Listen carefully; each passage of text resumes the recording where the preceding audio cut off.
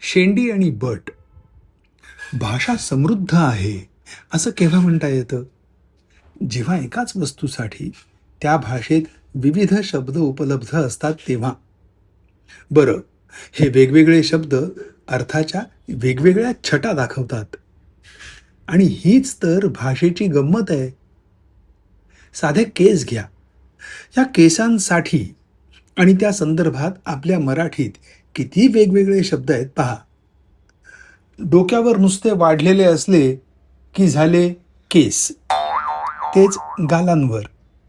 इथे एखाद्या सुंदरीचा गाल अपेक्षित आहे बरं का.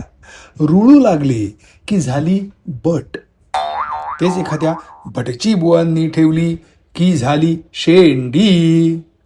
आणि हेच केस एकदा का डोक्यावरून गळले की झाले गुंतवळ. आणखी कोणते शब्द तुमच्या मनात येतात?